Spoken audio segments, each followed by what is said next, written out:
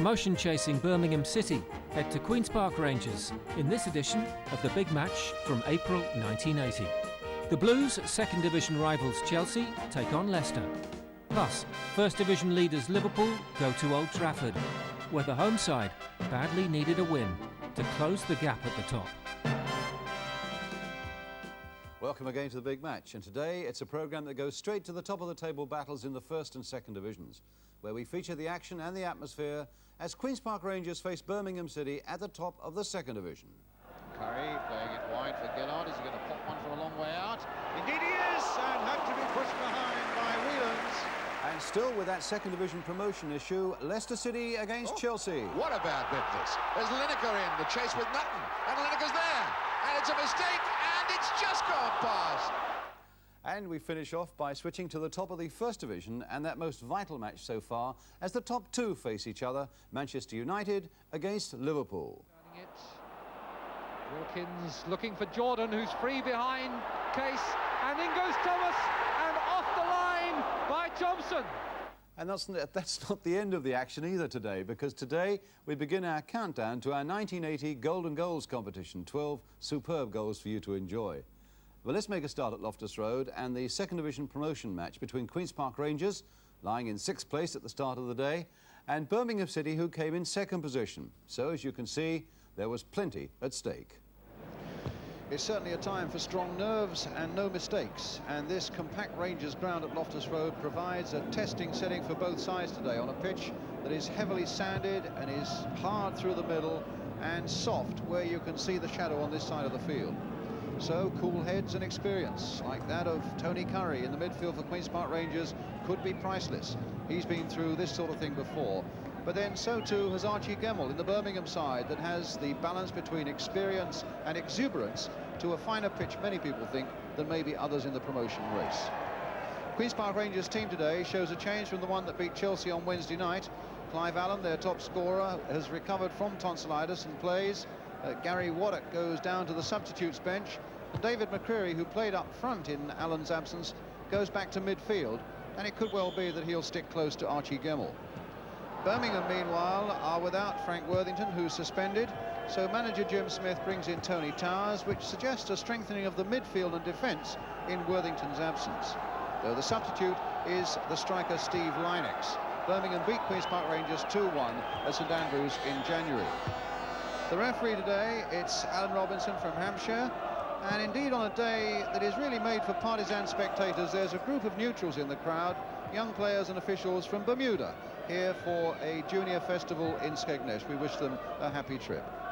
And in the director's box, Jasper Carrott there, a director, of course, of Birmingham City, who flew down from an engagement in Edinburgh to be here today.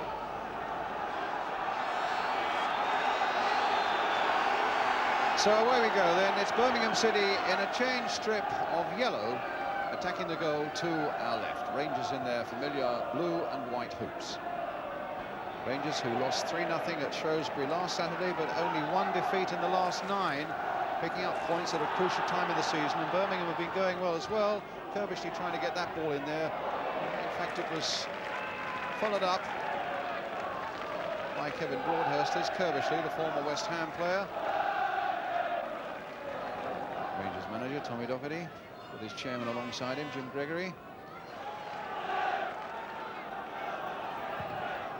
Another corner coming in, and a good header, and well, how on earth did Chris Woods get that away?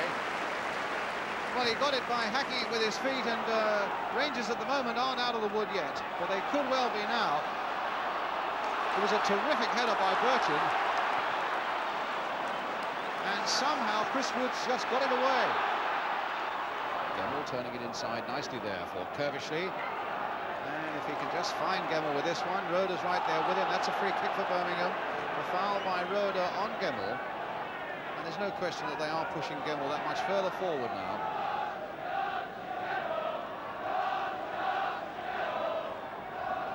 Played here for Towers. Joe Gallagher's come up for this one and put behind there by Steve Wicks. For another Birmingham City corner,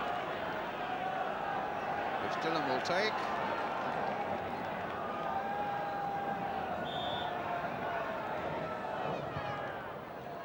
Good deep one there, but even Birchin couldn't get up to that one.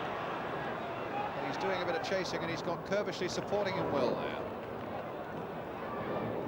Again, the cross coming in. Gallagher's gone up there and stayed up there, and very nearly put that one into the back of the net. In fact, it went behind, but Gallagher, who stayed up again, presenting a big 6-foot threat there to Queen's Park Rangers.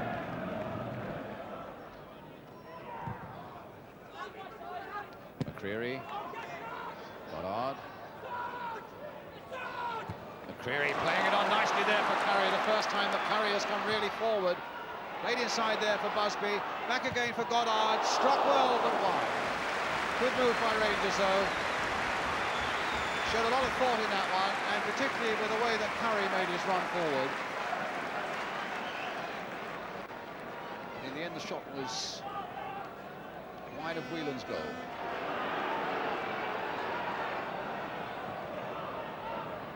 Curry. Another throw, quickly taken. Gillard. Played out again for Steve Bow. The cross coming in towards Goddard, played back there towards McCreary.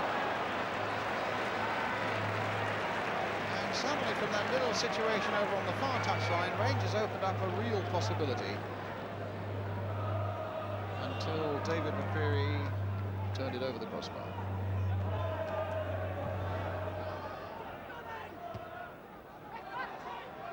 Rhoda, here's Dillon, trying a pot from a long way out and scores! Took everybody by surprise there. What was that, 30 yards? Kevin Dillon. Caught it superbly, though. Chris Woods, I think a little late maybe to have seen it. Dived down there, the ball just hitting the post and going into the back of the Queen's Park Rangers net. So it's 1-0. And Kevin Dillon is the scorer for Birmingham. He might have something to smile about as well.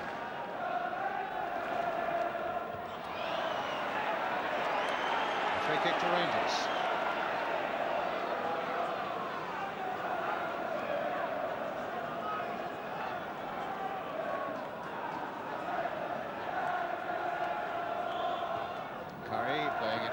Gillard, is he going to pop one from a long way out? Indeed he is, and had to be pushed behind by Whelans. Well, you would think it's an afternoon for long-range shots as opposed to intricate football on a difficult pitch.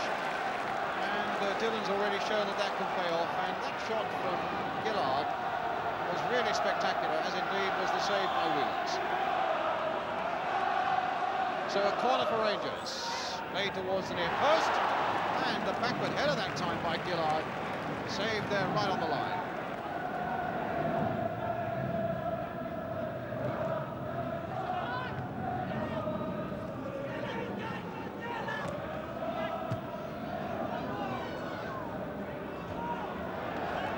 Ball over the back of the stand.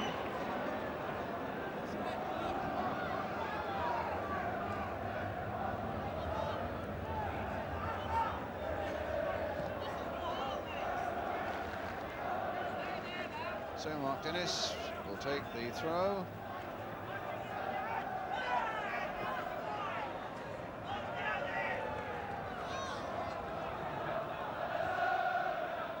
And again.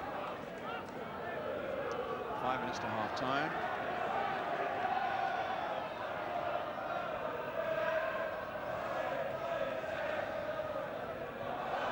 And a corner given.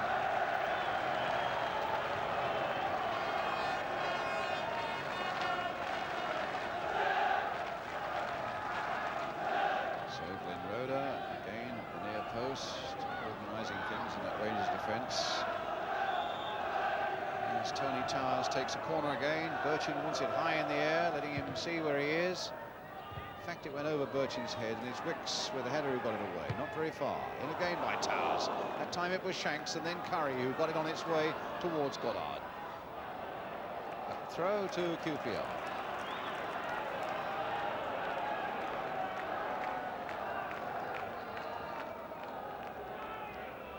Goddard played back for Gillard.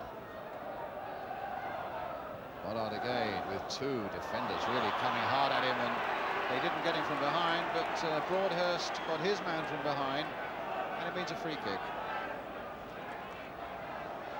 Tony Curry, the injured party.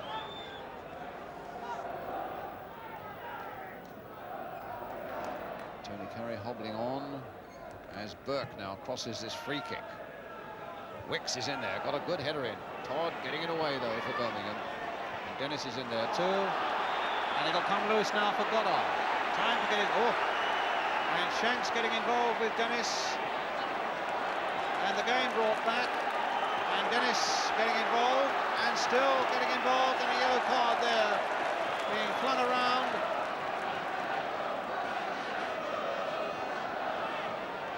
And Archie Gemmell just finding out who has got a yellow card and for what.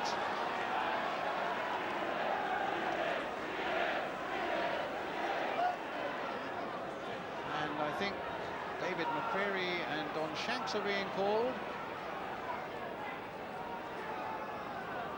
Well, I didn't see where that started, I confess, because I was, like a lot of people, I suppose, watching the ball, which is what we're here to do. But Goddard didn't have a chance to cross it. Cameron saw it, and so did you. And the yellow card went up, and Tony Curry now flings that free kick in towards Steve Wicks, and McCreary, I thought for a moment, might just get to that one. Shanks off Dillon for the corner.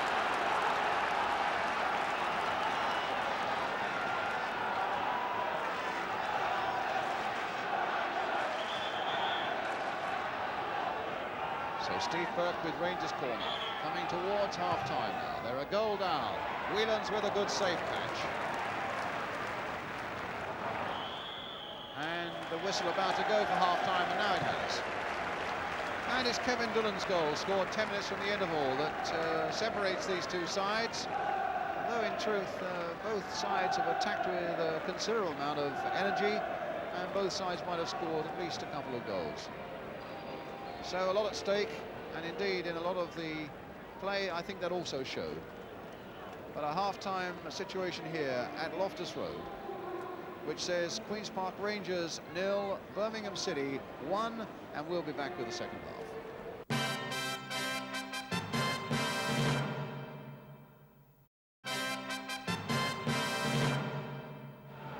Welcome back to Loftus Road, where Queen's Park Rangers are trailing by a goal to 0. Dockley was saying to me before the game that they've drawn their last 3 home games, that he wasn't too disturbed about that, because at this stage of the season you do just have to keep on picking up a point or two. Well, you won't be too happy with the fact that they've, at the moment, have dropped behind against promotion candidates Birmingham City, although Goddard is right in there. They definitely want to win out of this one. After today, Rangers with 2 at home and 3 away to come.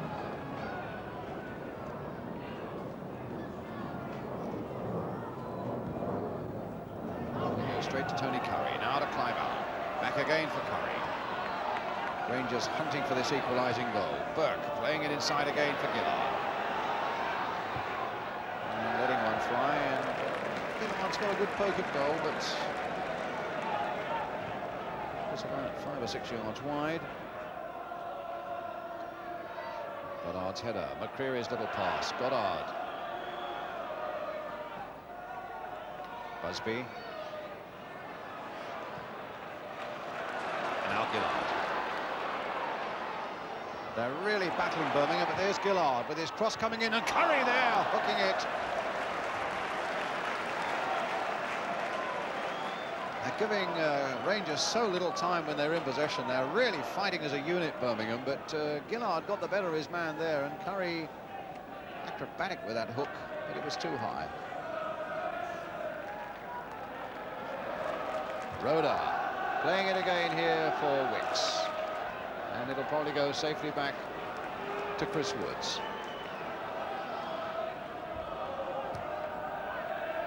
Wicks. Well, he's hit that straight to Ains, or to Broadhurst rather. Handball. And a free kick to Birmingham.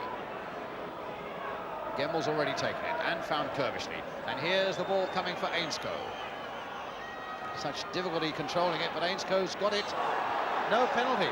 Well, that must say, that certainly looked it to me. And Alan Robinson says no. Gillard getting past Ainscough. Oh, that fell for Curry. A little back heel there for Allen. Curry with the shot. Suddenly something developed there for QPR, although in the end product of all people from Tony Curry wasn't really what was required.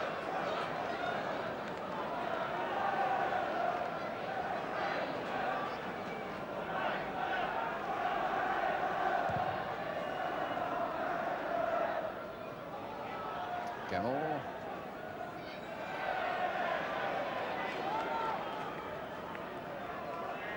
They're going to take Alan Ainscough off in a moment, in point of fact, and put Steve Lynex on. But at the moment it's Goddard for Busby with 8 minutes left. Curry. McCreary.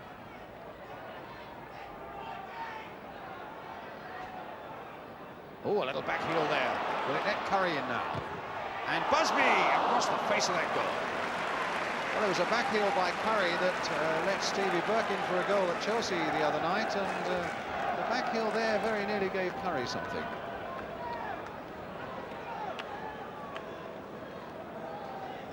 So Steve Lynex waiting to come on, and I saw them pulling a number 7 out of the bag, which means that it'll be Ainscough who comes off. Oh, Curry went in really hard there on Dillon. He's getting quite a talking to there from referee Robinson.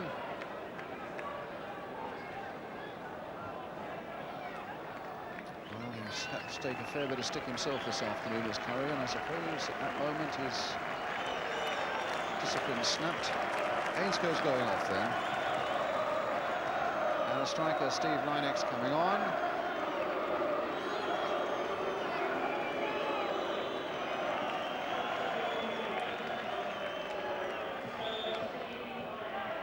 It's a free kick for Birmingham, which Mark Dennis will take.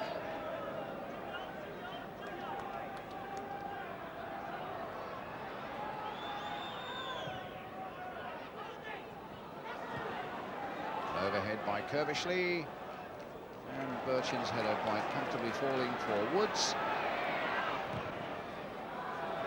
I wonder if they're discussing what to do about the substitute who's sitting alongside them, young 17-year-old Harry Waddock on the left, the little red-haired Irish boy.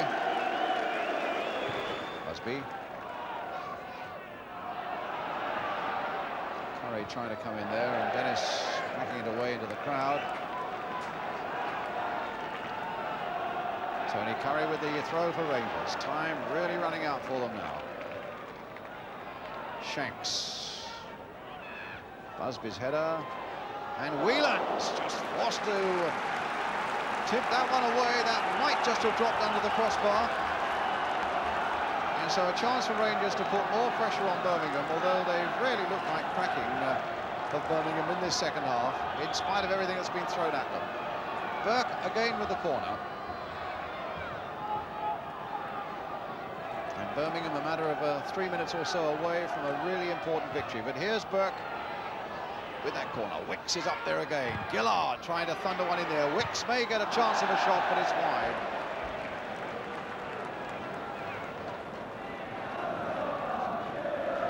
Well into injury time now, and what an important win it looks as though it's going to be for Birmingham City. Gemmell's little back flick there. Gemmell again. Tremendous influence on this Birmingham side in this game, as indeed as Colin Todd at the back. Todd particularly in the second half when Rangers have attacked them hard.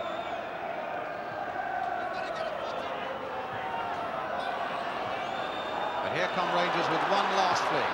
Allen trying to get Burke on his way. Now, can Burke make it 1-1 right at the end? He can! An amazing finish! 1-1. Well, who would have bet on that?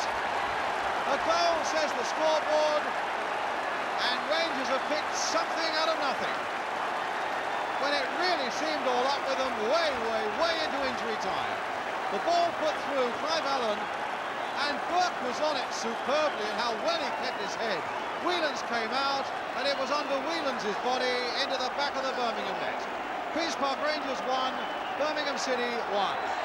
Stevie Burke, who scored at Chelsea the other night, gets a really important goal for Queen's Park Rangers now. That's how near the end it is, 92, with time added on.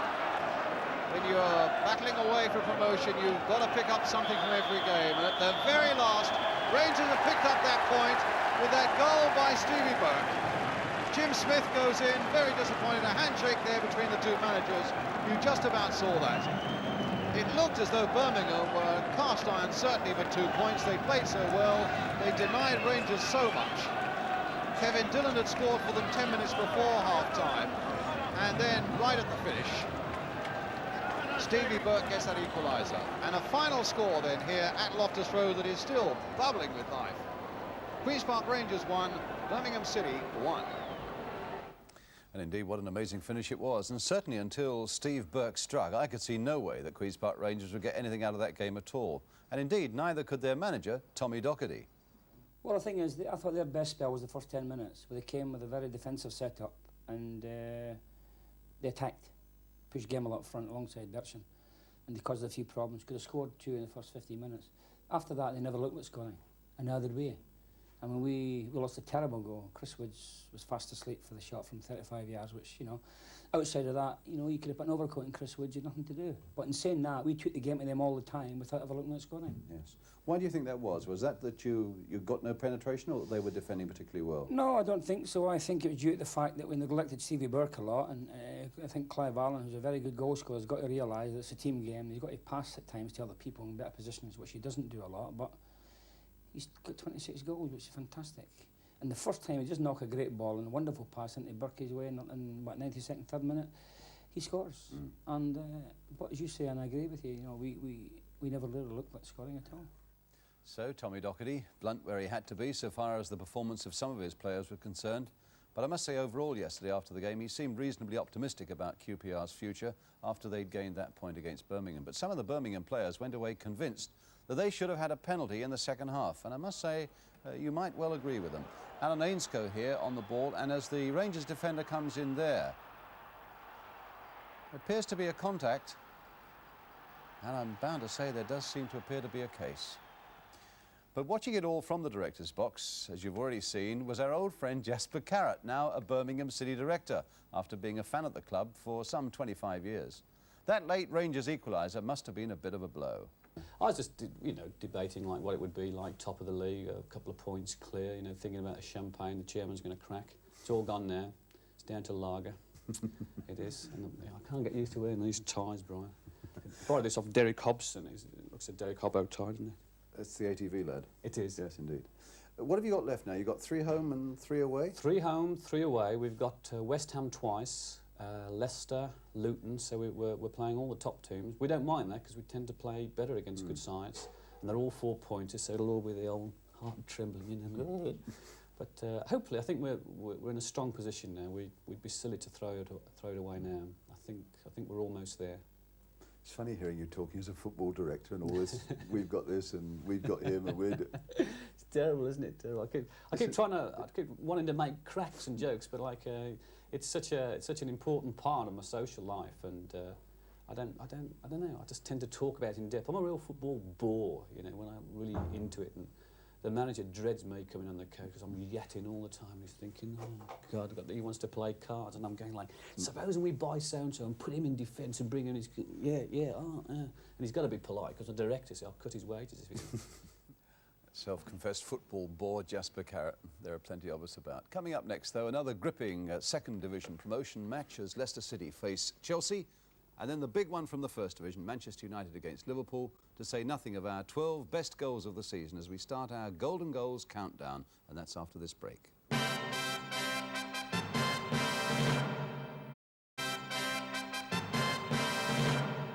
Welcome back, and we continue with our theme of Second Division promotion games by moving off now to the Midlands for Leicester City against Chelsea.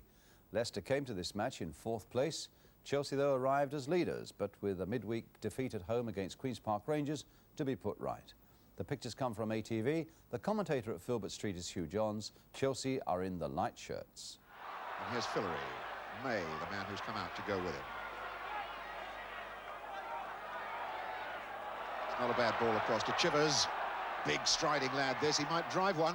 He did, and it was a beaut. That's a fair way to open up a match when you're playing away from home. Give the home goalkeeper something to worry about. Chivers on a tremendous run here. He really gave that some hammer too. Wallington over the bar. Bobby Smith then with the free kick. Looking for Young. Oof. There's Goodwin. Young tries it. Oh, unlucky. How desperately unlucky can you be? Alan Young appeals for the goal. Clearly it did not go over the line. But Peter Baroda, well, he really had a bit of luck then. The way Young, in an almost impossible situation, tries the shot. Against the bar, down, no goal, despite the applause of the crowd. Oh, what a bad bit this. There's Lineker in, the chase with Nutton, and Lineker's there. And it's a mistake, and it's just gone past. Oh, good gracious me. Well, that was a goal that Chelsea played a very serious part in constructing, or a goal attempt. Well, we can see the end of it here anyway. Lineker forced his way in, beats Baroda, the ball comes off Baroda, just wide of the post.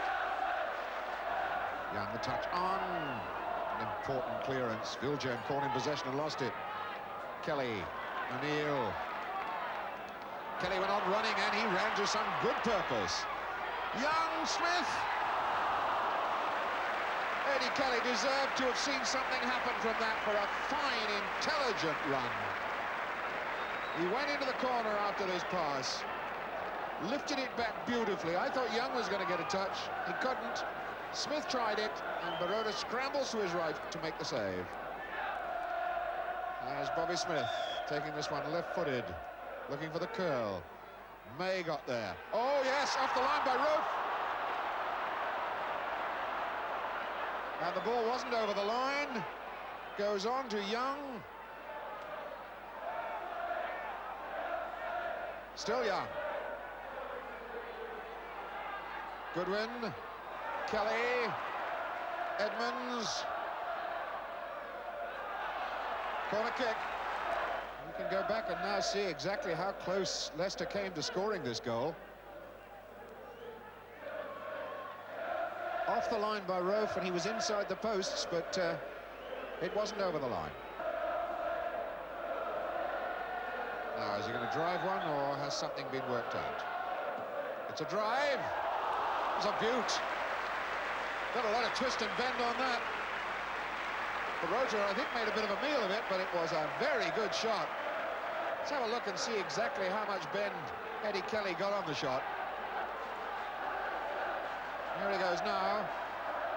Yes, there was a lot of curve to that. And Baroda did well to snick it over the bar.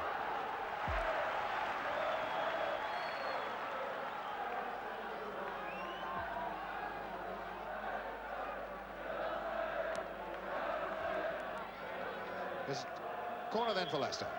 Edmonds. Baroda, May gets in there, and it looked to me as though Baroda was nudged out of the way. He's standing there thunderstruck, but Larry May has got the goal. Edmonds the corner. The 13th corner for Leicester in the game, illustrating the pressure they put on. Here it is. Edmonds knocks it over. And Larry May comes in on the blind side and buries that ball viciously. The only goal of the game. But was Peter Baroda in the Chelsea goal impeded when that corner was taken? A lot of people say that goalkeepers get too much protection from referees and that they blow as soon as there's any bodily contact at all. Well, there is a contact there between Young and Baroda. And by the law of averages, well, it went against Chelsea there. And that could be a costly defeat. Indeed, that is the second successive defeat for Chelsea. And they lose their place at the top of the second division now to Birmingham City. Luton had a home win over Watford yesterday. They're in third place. Leicester we've already seen. Sunderland, they beat Newcastle. Queen's Park Rangers we know about. And they're amongst the contenders still West Ham after their 2-0 victory at home against Orient. You can't help thinking, though, that it's really not going to be decided until well into May. But as we change the subject now, we come to something that certainly will be decided without any doubt at all by the end of this month, the Golden Goals competition of 1980. Next week, in fact, it starts in earnest, when we shall list the final 6, tell you about the prize that you can win, and indeed invite you then to send in your votes. Today there's nothing more for you to do than to sit back and enjoy with us the 12 best goals that we've shown on the big match this season. And because of the ITV dispute, we missed the first 11 weeks of the season. That didn't help.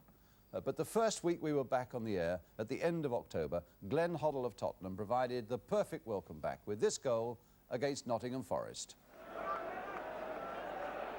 Alexic.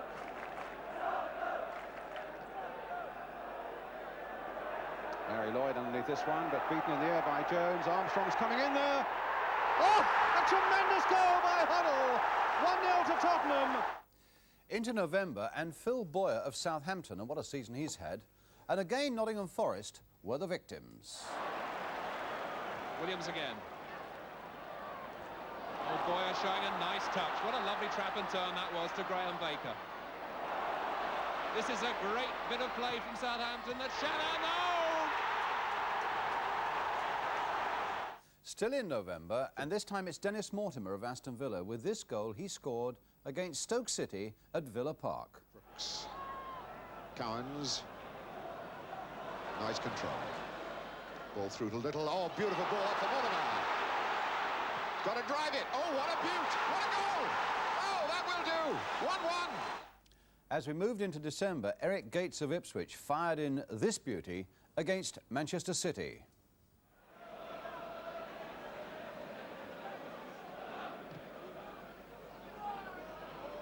Manor up nicely. Here's Gates again against Booth.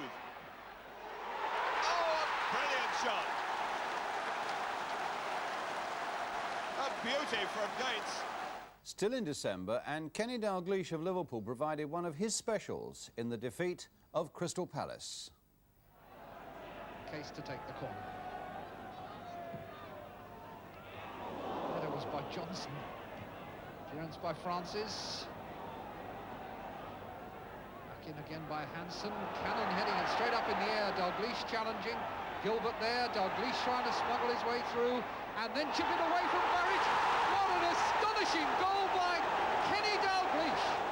And on the same day, Tommy Cassidy of Newcastle United hit the ball a little more firmly in helping to beat Queen's Park Rangers.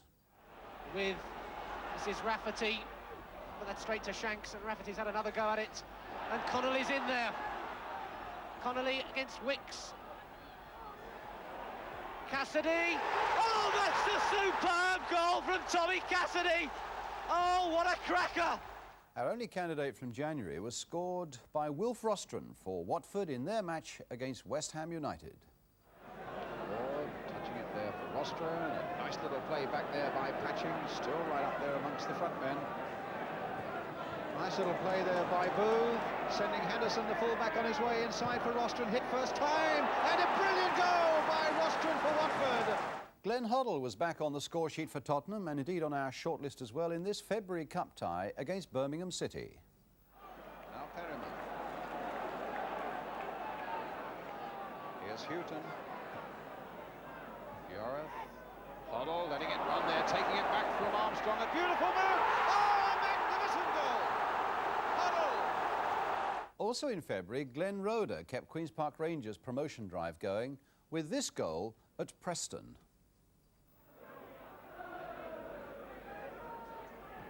Wicks had arrived late, but that was just a decoy run. Ball anyway headed away by Blackley. Now it's Houston, stopped.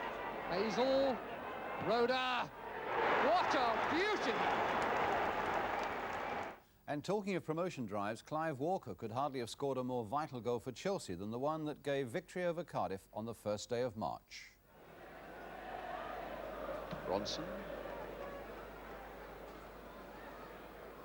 Langley, bit of space here for him. And now Walker. This could be the moment. And Walker has scored! Tony Morley of Aston Villa scored an amazing goal that month in the game against Ipswich Town at Villa Park.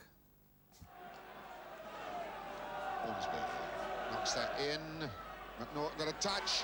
Bullivant back to Cowans. And a shot, a great goal! Oh, what a goal from Morley! Out of nothing. Tony Morley, the equaliser, 1-1. And the last of our 12 from Mickey Thomas of Manchester United in last week's game against Crystal Palace at Selhurst Park. Nicol.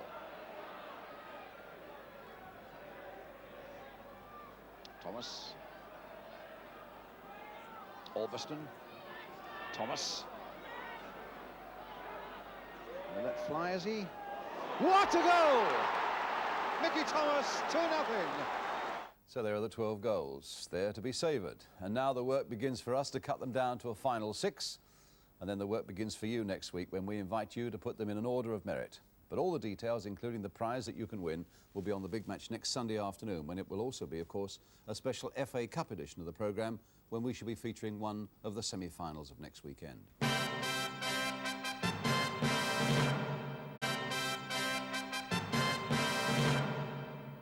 Well, at Old Trafford yesterday, it was, to all intents and purposes, a cup semi-final atmosphere there, as Manchester United, lying second, met the leaders Liverpool, knowing that they had to win to cut Liverpool's lead down to catchable proportions. The crowd was 57,000, the pictures are from Granada Television, and the commentator Gerald Sinstadt with Manchester United in the dark shirts. Once again, Phil Thompson marches up to the near post goal line.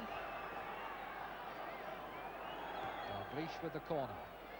Punch not very far, and Thompson over the top.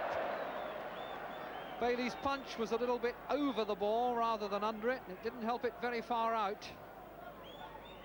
It's the punch coming, and he fisted it down a little bit, and Phil Thompson on the volley turns it over the top.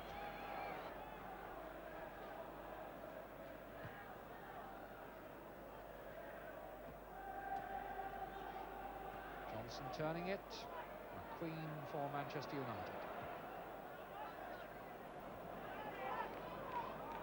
Kennedy, Dalglish and McQueen again, and McQueen has slipped, and Dalglish has a clear run at goal, and he scored. Once Gordon McQueen had slipped, the rest was formality. Kenny Dalglish gets his 20th goal of the season to put Liverpool in front. McQueen left on the seat of his pants, Dalglish squeezing it in by the near post. It's 1-0 to Liverpool, and we've been playing almost 15 minutes.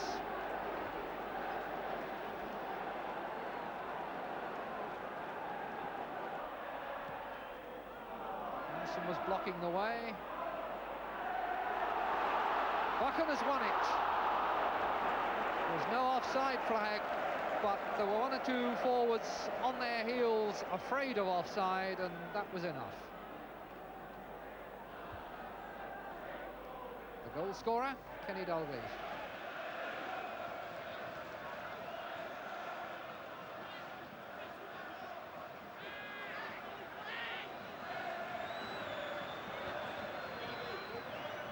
McQueen, Nicol. Koppel, Jordan, Koppel, and Alan Kennedy is in trouble. In comes Thomas. Clements has got the ball. No! Thomas has hooked it in. Well, the goal stemming from a very similar circumstance to Liverpool's opening goal, with a defender suddenly dropping out, and that allowed Koppel to play the cross. In came Thomas. It still looked as though Clements had got it, but just as he seemed to have it in his hands, Thomas recovered more quickly and stabbed it in. Kennedy down injured, and a muscle giving him a lot of pain. And Liverpool are going to make their substitution. Sammy Lee taking over from Alan Kennedy. McDermott to take Liverpool's free kick for the foul by Albiston. Koppel heads away. Greenoff intercepted by Ray Kennedy. United coming out for the offside, and although Hansen was doing the right thing, and indeed has been waved on by Pat Partridge, he will now score.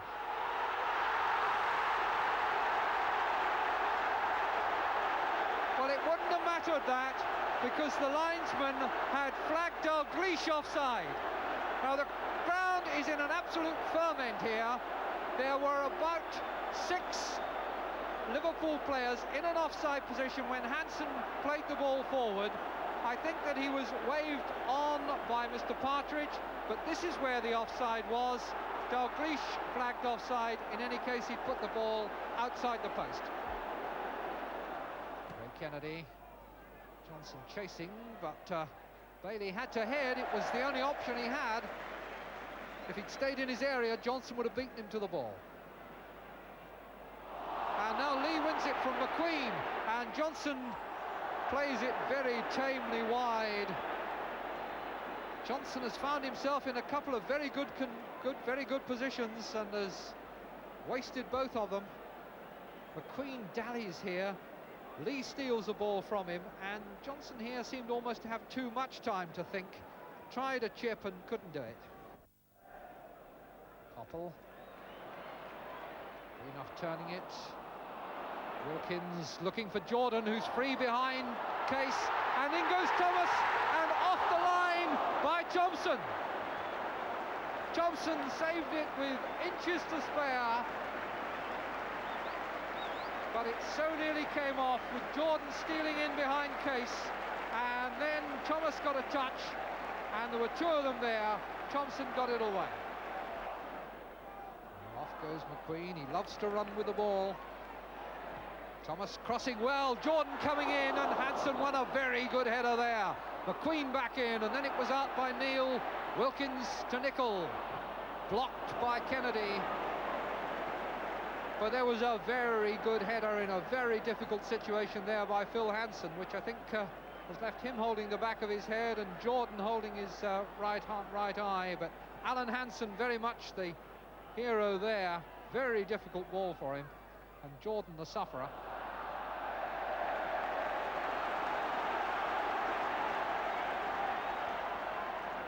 Wilkins to take Manchester United's corner. McQueen lurking just in the semicircle at the edge of the area there. Clement stays on the line, and the header has gone in from Jordan. 2-1 to Manchester United.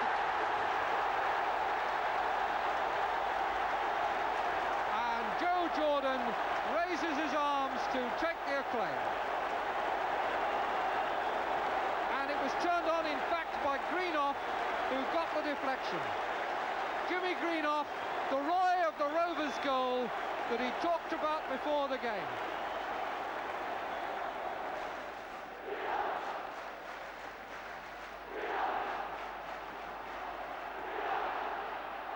Wilkins, Jordan, and Jordan brought down, but the referee waves them on with the advantage, and a marvellous save by Clements from Macari. That was goalkeeping of international class, all right. Macari had got in well, and it seemed a goal all over. Ball turned across here, hard, and down went Clements with a left hand from Macari. Wilkins was looking for what would have been a devastating ball through there to Jordan, but it's Dalglish instead to Johnson. And Johnson going in with Orbiston leaning on him, and that's cleared off the line, and Dalglish's shot is blocked by McQueen. Buchan it was who got the ball off the line, and it looked there as though Liverpool were in for the equaliser. Still they apply the pressure. Souness headed away by Macari. Jordan, Macari bursting clear, Hansen in, and now Bailey will claim it. But so nearly then that Liverpool had the equaliser as Johnson burst in, cleared off the line by Buchan, and Dalglish's shot blocked by McQueen. So it's still 2-1 to Manchester United. Hansen got a toe to that. Jordan ahead. Wilkins' shot off the bar. Koppel could still be in here. Clements has it. And Ray Wilkins was so close to a spectacular goal then.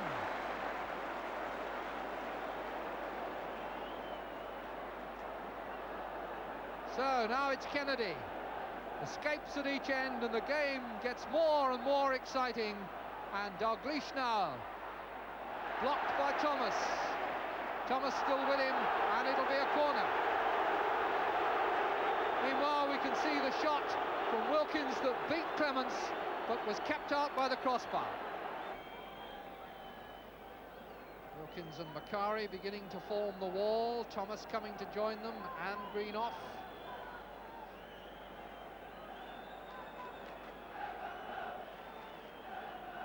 There are the four brave men. There's the angle for Case or Souness. There's Bailey on his line, or in fact a yard off it, as Case lets go the shot. There was a deflection, but over for a corner. Case, with that hammer of a right foot, really lets go. It, I think, flicked off the wall and only just over. And that's the final thrust of the game. Manchester United keep the championship open thanks to the most romantic of comebacks. Joe Jordan's big smile, it was his header that made the goal for Jimmy Greenoff. So it's many happy returns on his birthday tomorrow for Manchester United manager Dave Sexton, but no happier return than that Jimmy Greenoff has made to First Division football today.